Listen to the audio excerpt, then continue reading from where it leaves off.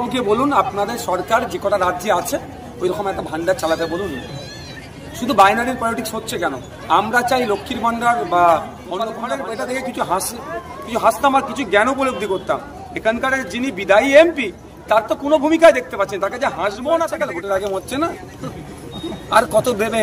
কোনো বিদেশ থেকে 15 লক্ষ টাকা করে এনে ফেরত দেওয়ার কথা বলেছিল, 15 পয়সা পায়। তৃণমূল করে তাদের নাকি নাগরিকত্ব দেবে না, শান্তনু বাবুর হাতের মোয়া নাকি নাগরিকত্ব দেওয়া হবে, কি আটকাবার কথা বলছেন। আসল জায়গায় অর্থাৎ আইনি লড়াই কিন্তু যাচ্ছেন না, শুধু কাকা ছিচি। 25,000 চাকরি বাতিল করছে, এর দায়টা কার বলবেন? রাজ্য সরকারকে প্রথম নিতে হবে। রাজ্য সরকার তার দপ্তরের মাধ্যমে ঠিকঠাকভাবে এগুলিকে মনিটরিং করতো, আজকে এই দিন দেখতে হতো না।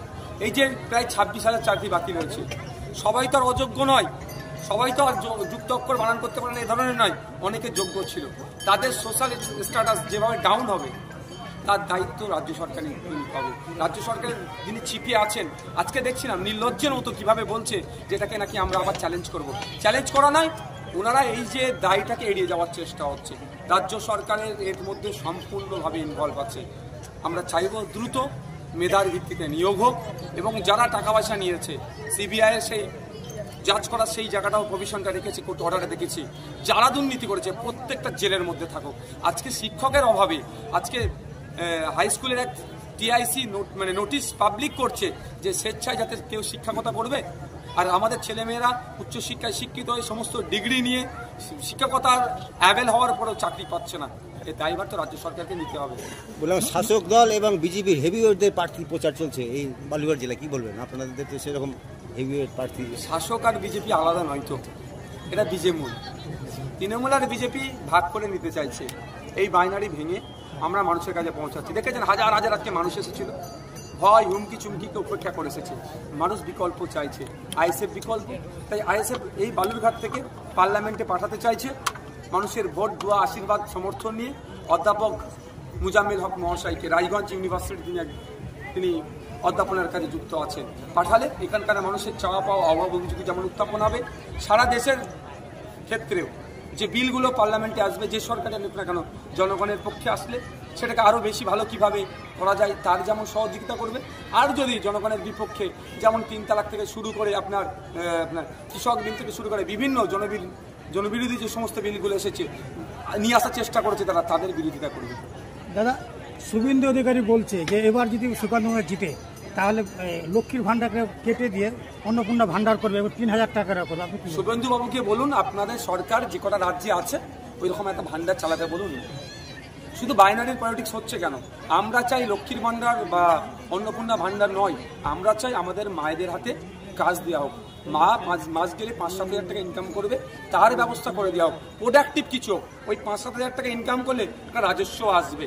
আমরা চাই একদিকে যেমন আমাদের মায়েদের হাতে টাকা থাকবে, অপর দিকেও আমাদের রাজস্ব বাড়ুক। এখানে তো শুধু অন সাইড হয়ে যাচ্ছে, এটা আনপ্রোডাক্টিভ। আমরা চাই প্রোডাক্টিভ। শুভেন্দু বাবুরা শুধু ভোটের রাজনীতি করতে চাইছে, ওই জন্য এই ধরনের কথা বলছে। দাদা, গাজল থেকে রায়গঞ্জ মানে আমরা গুগল ম্যাপে দেখছি যে রেল স্টেশন, রেল তৈরি হয়ে গেছে, অথচ এখন একটা পিলারও পুঁতেনি। এই বিষয়টা আপনি কি বলবেন? এই ধরনের নাটক তো আমাদের সাথে অনেক হচ্ছে। এখানকার বিদায়ী এমপি পার্লামেন্টে গিয়ে উনি কি করেন? ঘুমান নাকি শুধু? সে গোপাল ভাঁড়ের আগে বই পড়তাম, এখন ডিজিটালে এসে গিয়েছে। গোপাল ভাঁড়ের বইটা দেখে কিছু হাসতাম আর কিছু জ্ঞান উপলব্ধি করতাম। এখানকার যিনি বিদায়ী এমপি তার তো কোনো ভূমিকায় দেখতে পাচ্ছেন, তাকে যে হাসবো না তাকে দেখে কাঁদবো। শুধুমাত্র মাঝে মধ্যে গিয়ে অমিত শাহজির সাথে গোলাপ ফুল দিয়ে ছবি তুলে পোস্ট করছে, আর মোদিজির সাথে গোলাপ ফুল দিয়ে বা ফুলের বুকে দিয়ে ছবি তুলে পোস্ট করছেন। এছাড়া তার কাজটা কি আছে? এখানকার সামগ্রিক মানুষের ডেভেলপমেন্টের জন্য তিনি কথা বলেছেন, কটা ডিবেটে অংশগ্রহণ করেছেন, কটা কোশ্চেন অ্যান্সার করেছেন, কটা কলিং অ্যাটেনশন করেছেন, কটা মেনশন করেছেন। এখানকার মানুষের জন্য কটা কথা তিনি উত্থাপন করেছেন। এই লোকসভা টিভি আছে তো, পার্লামেন্ট টিভি আছে তো, সেইগুলো ফুটেজগুলো পাবলিক জমিনে দিত, দেখবেন কিছুই করেনি। গিয়ে হয়তো শেষের বেঞ্চে গিয়ে ঘুমিয়েছে, আর কিচ্ছু কাজ করেনি। মানুষের জন্য তিনি কিছুই করেননি। মোদী সরকার বিভিন্ন প্রার্থীকে ফোন করে বলছে যত বাংলার টাকা আছে সব ফেরত দিবে ভোটের পরে। ভোটের পরেই দেওয়ার ইচ্ছে গেল, ভোটের আগে হচ্ছে না। আর কত দেবে? কোনো বিদেশ থেকে 15 লক্ষ টাকা করে এনে ফেরত দেওয়ার কথা বলেছিল, 15 পয়সা পায়নি। বেকারত্বের সংখ্যা কমাবার কথা বলেছিল, চাকরি দেবে বলেছিল, বেকারত্বের সংখ্যা বেড়ে যাচ্ছে।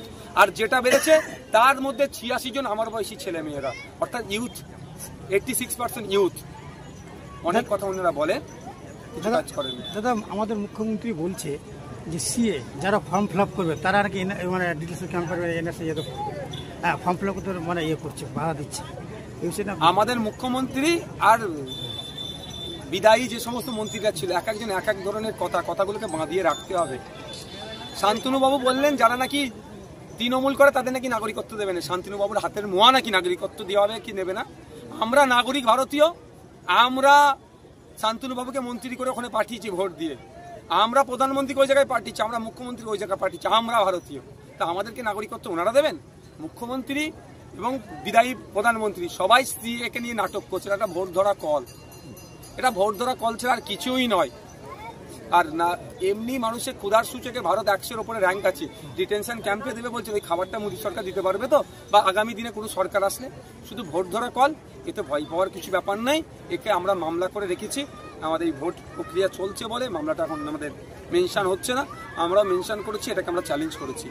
দিদিমণি অনেক কথা বলছেন, সিএ আটকাবার কথা বলছেন, আসল জায়গায় অর্থাৎ আইনি লড়াই কিন্তু যাচ্ছেন না, শুধু কাকা ছিচি স্টেজ থেকে করছে, আইনি লড়াই যাচ্ছেন না। আইনি লড়াই গেলে ওনার ভাইপোকে হয়তো গ্যারেজ করে দিতে পারে, ওই ভয়ে যাচ্ছে না।